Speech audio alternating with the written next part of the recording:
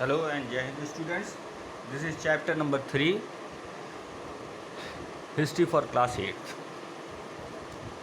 So, in proceeding our the video lecture,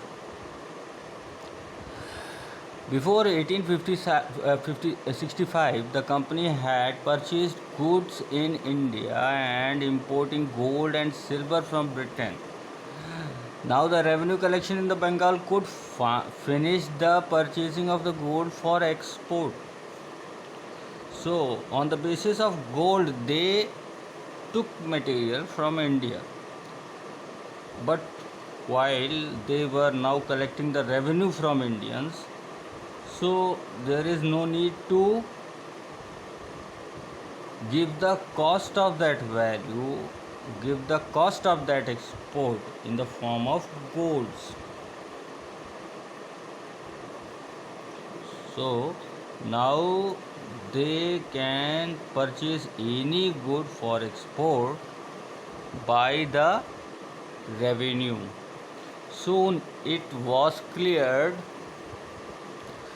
that the Bengal economy was facing a deep crisis. You all know very well that if the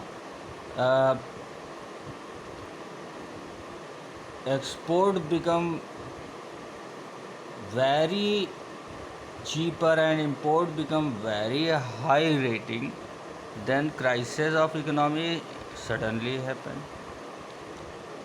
Ultimately, definitely happening. Artisans were destroying village since they were being forced to still sell their goods to company at low prices. Peasants were unable to pay the dues what were being demanded from them. Artisan productions were in decline and the agricultural cultivation showing signs of the collapse. Then in 1770 a tribal famine killed 10 million people in Bengal. 10 million people in Bengal, about one third of the population was wiped out. It's finished. It become unknown. So, by all these steps of the company, the famine of Bengal was come in 1770 and more than 10 million pupils in Bengal were died due to this famine. They become killed.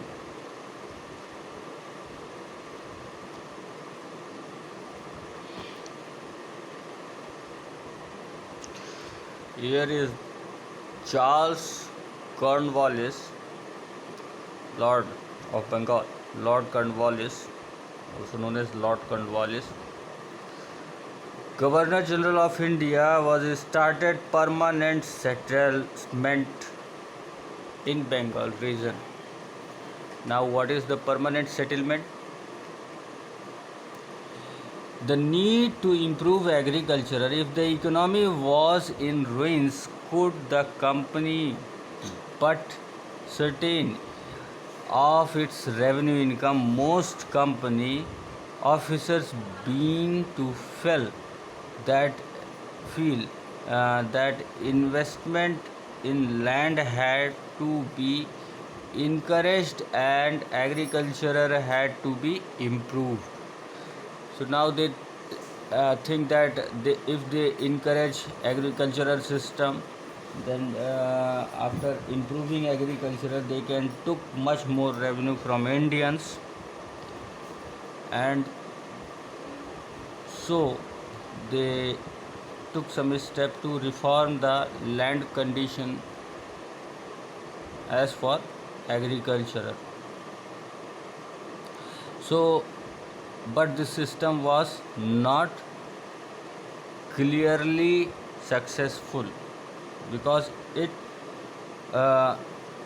give a lot of troubles to Indians. Uh, how was this to be done?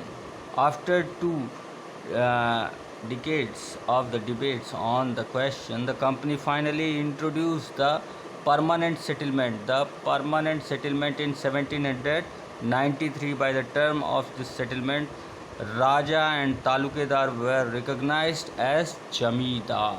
So now Raja and Talukedar were appointed as recognized as Jamidars, and they have charged to took the revenue on a fixed term basis from Indians